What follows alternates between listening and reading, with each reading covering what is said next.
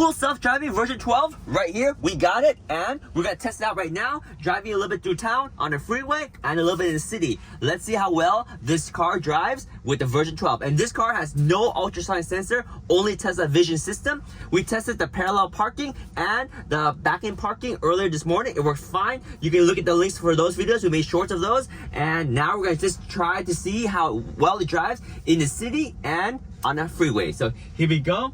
We have our destination inputted and hit drive right now, and it's off. And the one thing that we noticed right away with the autopilot is that it picks up speed really fast. Unlike the previous version 11, it usually kind of creeps up. This one picks up pretty fast. So right now we're just cruising right here. We're gonna go up there and follow the navigation just right here. To increase the speed, you can always do this wheel right here to increase the speed. And because it's still in beta, we always have to be fully alert, and I'll always have my foot ready on the brake when I need to disengage it, either by the braking or by grabbing onto the steering wheel. So right now it stopped, it made sure it's clear, and it made this turn perfect. No intervention needed. I will say it's a tad slow, maybe about 5 seconds slower than if I had driven it, but it's fine because that's autopilot. Like I always say in all my autopilot videos is that if I don't mind getting honked at or getting weird looks or upsetting people around me, I can get from destination A to B. Even with version 11 of the autopilot, it will eventually get me there. But right now, I will have to intervene just to avoid upsetting people. But I will try not to do it as much as possible. So there's that nagging that comes on. So we'll just touch the steering wheel or move the dial just up or down a notch to dismiss the nagging. And we're doing pretty good right now. Nothing difficult so far. And this is again version 12 of the autopilot, and we do not have the ultrasonic sensor. All right, so we'll do this little trip right here. We'll get on the freeway, and freeway usually is very good with autopilot, so I'm not too concerned about the freeway as much as the locals. I think the locals is where the autopilot always gives me the most difficult situation. Now we can also push the steering wheel, I believe this one over here, to change it to minimal lane changes if you don't like a lot of lane change. Oh, this is interesting coming up right now. Is it going to be able to scoot over? Perfect, perfect. I like that it didn't hesitate at all. There's a cop right here, so we may be very careful. Hands on the steering wheel, good, and smooth, perfect. One thing that all the autopilot doesn't really care for is potholes. So if there's potholes and you care about not hitting the potholes, you'll have to take control, because autopilot will never be able to really avoid the pothole. At least this autopilot, because it wasn't designed to. All right, so nice smooth slow down right there. Everything looks good. We're gonna go ahead and wait for the light to turn green, and the vehicle takes off. So for the majority of driving, I would say autopilot is worth it if you can trust it and you don't get paranoid about it. There are certain times where it kind of gives me a little bit of anxiety, especially during a local street. Right now, it's a little bit too slow, so I had to bump up the speed a little bit. Again, if I didn't bump up the speed, it will annoy the people behind me. And here we go, we're turning right here onto the freeway. And it should take this lane right here because we don't want the carpool. Perfect. And yep, it turns nicely. And will it slow down for that car? It does. Very smooth, very human-like, just a little bit slow, but I can change that by increasing the speed. So now will it detect this light right here? Okay, it's green, it didn't go, so I have to push it because that was my green, it didn't see my green.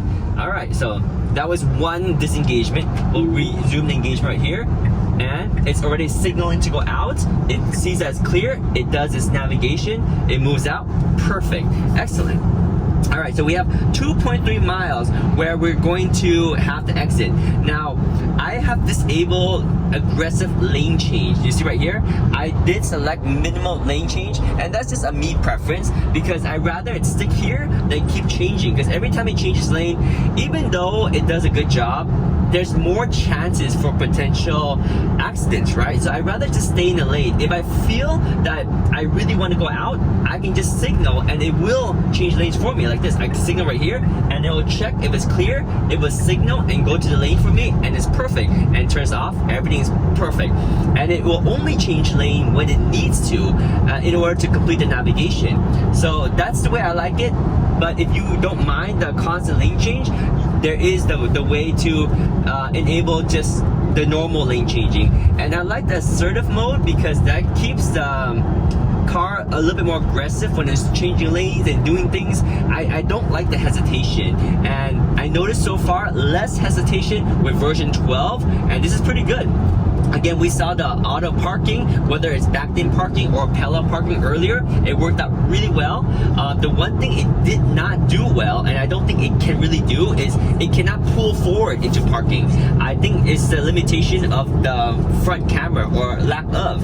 This Tesla Model Y, as well as all the other Tesla except for the Cybertruck, do not have front cameras. So that's why it always prefers backing in, and I don't see it being able to pull forward into a parking spot, because I just couldn't do it. I couldn't even parallel park, it kind of pulled back to parallel, and when there's parking spots, it always drove forward past the parking spot and went back. So that's the ability of this full self-driving version 12, and it's pretty good. It's pretty good. And one thing I just noticed right now is there's a lot less nagging. I haven't touched the steering wheel for probably more than a minute right now, and no nagging. Maybe it's because I'm wearing sunglasses, but so far so good. So in 0.3 miles, we're going to veer to the right to this Castro Valley Stockton, and let's see how well it handles this. So with freeway driving, the autopilot has always been pretty good. So it's choosing the right fork to stay on route. Here we go. And it's able to do this just fine. It signals and it stays on this fork. Perfect. Excellent. Everything is good. Speed is 65. Now I slowed down for that. Perfect. I didn't have to step on the brakes or anything. It did fine. It slowed down and it's good right now. And we're gonna continue forward. I love it. That's actually very smooth. It didn't get surprised. It didn't slam on it. It slowed down just enough to be able to maintain the distance. I like it. Very good. So we got the navigation prompts on in low volume, just so I can hear it to make sure that everything is doing good. And yeah, it's pretty smooth right here. Low light situation, no problem, because we got the vision system. The cameras are really good in low light. The lights turn on automatically. The windshield wipers will turn on automatically. When there's autopilot, all the systems engage automatically to make sure that the car has the best vision and situation to continue to drive. Now I will say that when I notice heavy rain or rain that's really bad weather that causes some fogging up of the camera, it will tell you that the system is degraded in terms of autopilot, and it will warn you that autopilot may not be working optimally, which I really like, because then it makes you even more conscious to take over when needed. But so far so good. We're still cruising right here. We got 11 miles, so it's going to be just 11 miles of straightforward. So we're gonna cut here for a little bit, and then when we exit the freeway, when there's more interaction, we'll get back to it. So we're gonna just chug away right now.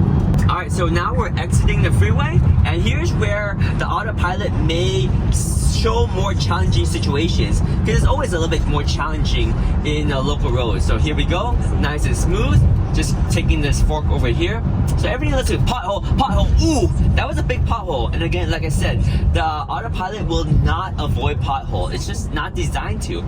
So here we go, slowing down for the corner right here, this turn, 20-mile turn. We're going a little bit faster than it should be, 29, 27, it's fine. Because as humans, we probably take that much faster anyway. And it's detecting a speed limit of 65 anyway, but it takes this curve nicely about 26, very smooth, very relaxing right here. All right, we're gonna go forward right here, and let's see if it's gonna merge out. How does it do it? It signals out, nice and clear, changes lanes, we're good. We're good. All right, there we go.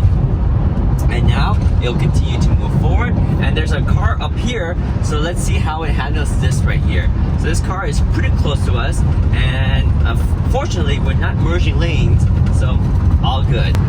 All right, so we got 0.3 miles for the exit. exit. There's 2 lanes that can exit. It's going to pick one of the 2. And right now it's slowing down a little bit. It tells us they're going to use the right fork to stay on route. I do like that information so it doesn't kind of surprise us. And it signals to go over here. Perfect. Very smooth, very human-like. And then it starts to slow down because it sees that it's coming on to a curve. And excellent. So it's going to make a right turn at this road. And which lane is it gonna take? Nope, see, I'm gonna actually prefer the inner right lane. And that's just my preference right here. Because I don't like it when it takes a right turn on a wide outside lane. It's okay, but it's just not me. So that's a me thing. So excuse that. But here we go. We'll continue on. It's going to switch lanes to the left because it's gonna make a left turn. So here we go. It's navigating its way there. It doesn't need to navigate. I personally would try to go one more. Oh, there you go. See, it does go over one more lane. Huh? It signaled and then it didn't go. Interesting. Okay, let me see what it's. Oh, it signals during the intersection. Now that's technically okay. Ideally, I wouldn't signal during the intersection because it confuses people, but that's fine. And it's gonna make a left turn here. Everything looks good. Perfect. All right. So the signaling is taking the outside left turn lane right here, slowing down for the light. It does see that there is another vehicle over here in the blind spot, but that's fine because we're just gonna go make the turn. Okay. So we're gonna wait for the light to turn green and see how it progresses with this turn. It's a little bit behind the limit line. Maybe go up a little bit would be good for its own vision capability as well as for me because I want to be able to see a little bit better, but it's fine. We'll just wait for the light to turn green. So these lights will turn red and then oh, here we go, it turns green. So let's see how it drives. Turning nice and smooth. It stays on this line right here for the turn. Great. Excellent. Okay, so now it wants to change lanes. It switches over. Excellent. Perfect. Very smooth. All right. So yeah, now we're gonna turn left on Bishop over here. So I'm a little bit afraid of these cones here, but it seems it's fine. The arrows is turning yellow. It slows down, prepares to stop. Beautiful, beautiful. Yeah, so far extremely comfortable. I'm really happy with so far version 12. But given that there isn't any complicated scenarios yet. Oh, turns green. It's gonna turn for me. There we go. Now make sure you stay on my lane. Make sure, oh, I don't like that. You see how it crossed the other side of the road? It's not supposed to. I understand that that part is a stay clear area, but it still crosses. Now it's gonna pull me into the parking of the mall. It's gonna wait for this car to hopefully clear out, and then we're gonna go into the mall parking. Let me see, is it gonna try to turn right now or wait for that car? Oh, it waited too long. See, it waited too long. I would have just gone. Like, why did it have to wait? Why did it have to wait? Okay, so now it arrived and it's still driving. It's still driving. Okay, so now it told me I arrived at my destination and it gives me over the control because it doesn't want to drive in this area. Okay, that's fine. All right, so we are in this area. I'm gonna take out my sunglasses so I can see better and we'll just navigate here manually. So that's pretty much the wrap for this video. We're gonna go ahead and park our Tesla, and before we end this video, we're gonna go ahead and show you the parking. So you see right here, it found a spot and it can identify if we can pull into that one or we can pull into this one. I'm gonna try to find a spot where there's cars on the front and back, and we're gonna show you how the parallel parking works. All right, or rather the parking. So right here, there's a space right between these two cars right here. You see right here, there's 2 spaces. We're gonna pick this one right here and we're gonna tell it to park. Here we go, start, and watch it do its thing. So it's gonna go upwards and then it's going to back up. So let's see how well it does this part right here. It's going to automatically reverse itself and turn in. So give us a second right here. Yep, it's doing its job. It's reversing right now. It's pulling in. There are cars on both sides. If it fails, I'm going to pay for insurance. There we go. Perfectly pulls back in. Excellent. Very good. Very nice. Oh, stop there. Stop there. Stop there. Stop. Stop. Stop. Stop. What? It didn't stop. What? It didn't see this. Look how close I am. Look how close I am. It didn't see that part. You know why? Because the ultrasonic sensors are not there. The vision system isn't as good. I don't like how close I was here. If I didn't hit stop, it would have hit that. You know what? Let me show you how close we are to that outside. Here, let me show you. That is really close. That is too close for comfort. Let me show you. Let's go take a look at how close we are right here. Okay, so not too bad, but still too close for comfort. I feel that the vision system was looking over here because there is room over here. You see, there's room over here, but it might not have seen that part over there. So it was gonna back in a little bit more, but just a little bit too close for comfort. Oh, by the way, check out these lights right here. These are from Tesla Upgrades. Tony installed this. It's pretty awesome. If you have any questions, let me know. I'll leave a link to these. These are the fishbone lights. They're pretty awesome. And yeah, and also I don't want to pull in any closer because if I do, I won't be able to open up my hatch, right? So anyway, that is how the full self-driving version 12 works. Let me know in the comments below. What do you guys think about it so far? And slows down perfectly. Yep, so we're heading back home now. We've been driving around town and a little bit on the freeway. Did some parallel, did some back-in parking. So there's definitely intervention needed. For example, parking, you want to just keep an eye out and just have your foot on the brake pedal just in case something happens. When you're changing lanes or you're turning, there's always that situation where maybe it just doesn't do exactly what it should, and you always want to have that backup no matter what. So right now we're changing lane, everything is nice and smooth. I'm not sure why they didn't want to take the freeway because they're supposed to take that freeway. They're really weird because now I'm confused. It's supposed to take the south. Oh, that one's for north? No, it's for south. They missed it. They totally missed it because I need to be in that lane to get on. Okay, so now they're gonna try to change in there, and there's no way they can get on. See? They're trying to turn in now. You can't, bro. You can't. You missed the freeway. You failed. You missed the freeway. So that part wasn't mapped out right. They totally failed. They totally failed because of the way that road was constructed. You had to be on that lane to get onto the 880 South or 680 South. We were on the right lane. So now they're gonna take us to a different path. This will work too because ultimately this is a different entrance, but that entrance was really confusing. We saw it, but the car didn't. So yes, exactly my case in point, right? There are situations where it will not be able to do the right thing because it's still, after all, a computer. So here we go. We need the 680 South. We'll give it the permission right now. It's going to take this lane, obviously right now.